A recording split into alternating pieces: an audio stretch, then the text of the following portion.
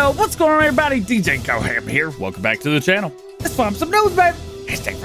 Today, Giants podcast number 3 was released. The Steam database DLC page for Farm Sim has changed. A2 Studios working on the Phoenix. We've got a fact sheet from the old gen Massey Pack. Holycow Modding has a new screenshot of his John Deere Windrow. Adams Kong's Beetle is with Giants for testing. Farm Central show also progress on a new mod coming with the Jacto DLC. FDR Logging have a big update. Peter 716 talks about Greenlands. DJ Modding is back. It's not me. It's the DJ mod, the real one. Ida Mod has updated Mappa Italia Light. Nathan is back with us today with an update to Meadowgrove. Plus, leave it up to Oxygen David to make a small change in a big way. Let's check it out. Today, episode number 3 of the Giants podcast was released, hosted by Giants Software community team Lars, Chucky, and Elaney. They answered some of your questions and addressed some topics and things that you have been asking about. Will there be a Giants office in Chicago or the United States? Yes, they're waiting until international travel is safe again, but it will be happening. Will the point of contact for Giants change for USA players now that Elaney is here? Well, the company works as a whole, so just reach out to anyone at Giants and they'll be happy to help. But if it's a time zone issue and Chucky and Lars are maybe asleep, sorry for messaging you guys so late, then Elaney is probably the best bet. Plus, Elaney can speak Spanish as well, so you can contact her if you only speak Spanish. Why no split screen? Well, having a game run twice is just not possible. The game is so demanding, and consoles could barely handle running Farm Sim once versus doing it twice. So it's just impossible. Can modders partner with Giants? Well, the partner program is made for influencers, YouTubers, streamers, people like myself. It is not intended for modders. That being said, Giants do work with modders, and there is a Mod Hub reward program for them as well. How do you support people that just want to play a game, and those of you that want realism? How do you support both people at the same time?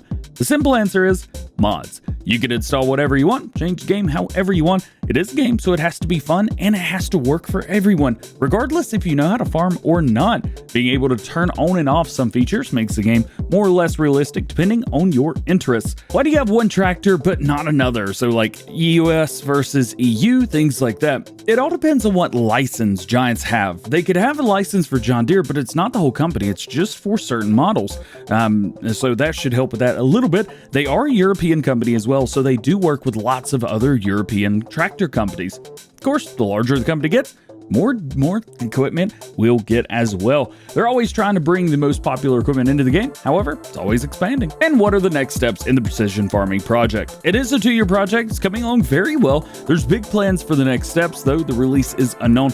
The dev team at Giants are getting together with EIT and John Deere to make improvements to the project and be getting some updates that the community have requested via feedback. If you want to check out the entire podcast, because they talked about way more than just this, you can find it on Spotify, Apple Music, and at the link below. Yesterday, we talked about a new addition that was on the Steam database DLC page for Farming Simulator 19, showing as DLC L. Well, shortly after that video was released, that addition was taken down and is no longer showing. It is still unclear if something will happen or not. As I said in yesterday's Farm Sim News, take it with a grain of salt. It's always fun to speculate, but we just never know. It's interesting in the least bit.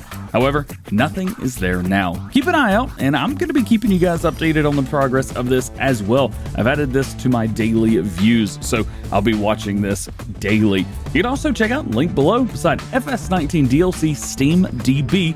Check it out for yourself as well. Last night, A2 Studio went live doing some more modeling of the cabin on the TLX9000 Phoenix, aka the long-nose semi. This is a project that is still a good ways away, but it is progressing very quickly. And if the comments section of yesterday's Farm Sim News are anything to go by, you are as excited about this as I am.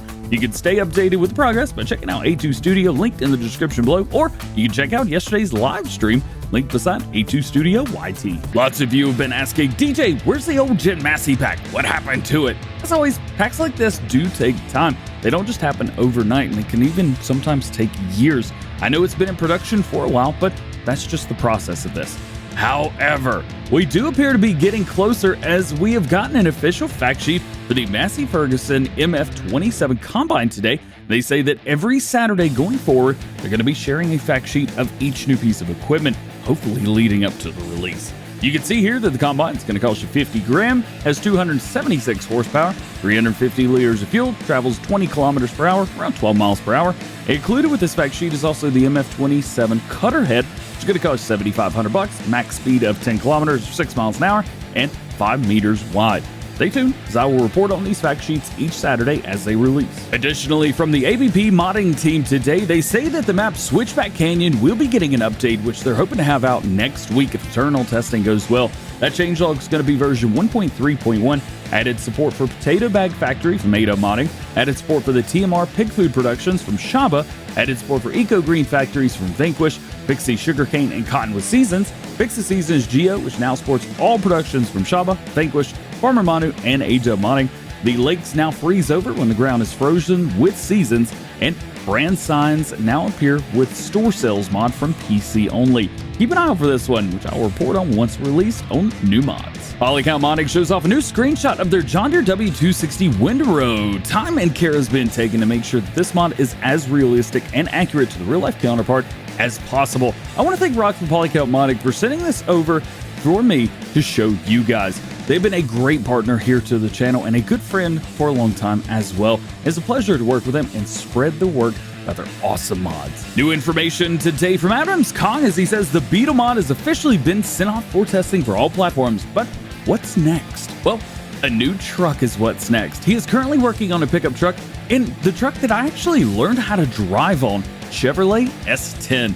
It is unknown if they're going to be making this an all-platform mod or as a one-to-one copy or PC as the Chevy S10. But either way, I'm excited, and I'll let you guys know once we have more information. Farm Central Soul shows progress on one of the pieces coming with the Jacto DLC equipment pack, the TLX9000 NPK, saying it's going to have 50-meter working width for fertilizer, likely for lime as well, but we'll have to wait to confirm that. It also says that there will be different application width starting at 12 meters, which is great because you don't always need 50 meters. Maybe 12 will work just fine, or maybe something in the middle, and that's going to make this more versatile as a mod. Remember, the Jacto DLC is an equipment pack in conjunction with Connect Modding and their partners. It'll be available on the in-game mod hub for all platforms like a regular mod. It's not an official DLC, it's just a normal mod pack. FDR Logging announced another big update coming next week. They finally have custom labeled input bindings for all FDR machines, making it much easier for setting controls and customizing. FDR will be recording a new control setup video to help everyone get things going. This is definitely going to be a game changer for new and current players using the FDR logging equipment and machinery. They finished by saying that in an upcoming update, all dangle head claws will be getting a huge change. The claws now close much softer without crushing the logs, making forwarding and piling much easier. Peter716 says that an update for Greenlands did fail testing last week because of a season's issue, but nothing to worry about. The issue has been fixed and the update has been resubmitted to Giants for testing for all platforms. The update includes a fix to the silage pit collision, fix the wood chip heap, removal of the sleep trigger, and they've added a viable one, and lots of other small bugs have been fixed as well. As it sits right now, we could see this update as early as this week as long as it passes testing. Fingers crossed. DjModding is back. The creator of Deer Country says that progress on their new map is being made slowly, but it is happening. More and more time is being put in every day to get it done, and he says that we should see some new screenshots in the coming weeks. This is a 4X map based in Oklahoma, aka PC only. Edomod has an update to Mappa Italia Lite, which increases the ease of use of the wood chipper, perfected the compatibility between green corn and seasons mod, added the option to sell vehicles without repairing them at the store, fixed a chance to have multiple multiplayer companies, and corrected the error of add required crop type foliage must match the size of the ground terrain detail. No new game save is required for single player mode. However, if you are playing a multiplayer, it is recommended that you do start a new game save. There's two different ways to download the update, as always. One, you could download the update labeled Fix on their Facebook page, link that down below, and replace the map zip file. Or you could just re-download the map on their website. I've links to both. Today, we get our first update since the middle of January on Nathan6930's map Meadowgrove. He says that there's been a lack of information simply because there's been nothing to share. However, today, we got some new information. Meadowgrove Extended is getting some detail work done, adding some extra bits to make the map feel much more alive. Meadowgrove update will be with Nathan's testers sometime this week to begin the internal testing phase, so hopefully it shouldn't be too much longer before the public release. As for the season's update for console players, he asks that would you rather have it update now or wait until the big extended version? I'll leave a link to Nathan in the description below. Drop by and let him know what you think. Lancey Boy has an update for us today on his next map, The American Life of Farming, based in Ohio, USA. This is a preview of the custom sheeting designed and made by Shy Wizard. These will be added to the custom models that Lancey Boy is making for this map. Loads of detail will be added to the map, making it feel alive and realistic. This is going to be Lancey Boy's best project ever. And yeah, this is going to blow Stone Valley out of the water. And lastly, today we hear from Oxygen David, who says that he's getting a little bit bored of the default trigger markers on maps. What did he do? Well, he decided to make his own naturally. More improved 3D ones for his next map, Comston Farm. These can be disabled in the settings menu, just like you can do right now in the base game with the trigger markers that we already have. So if you don't want to see them, no worries. If you do, hey, you can do that too. What do you guys think of these? I am digging them. And I dig my lazy outros to the segues. That was backwards. Just like every episode of FSNews News, links to all topics discussed today can be found in the description below. There's no release dates for mods, so myself nor anyone else knows when any mod is going to be released. If I did not talk about something you're interested in or curious about, that just simply means that there's no new information at the time of recording. Please refer to previous episodes on the most current status of those projects, and make sure you stay tuned to the channel for updated information on everything new going on in the world of Farming Simulator. Guys, that is going to be it for today. I hope you enjoyed the video. If you did, make sure you drop a like on it, get subscribed to the channel if you're new, and join the GoHam fam. Make sure you turn your notification bells on as well so that you never miss daily Farming Simulator videos here on the channel. All being said, I hope you have a great day. We will see you later. Peace.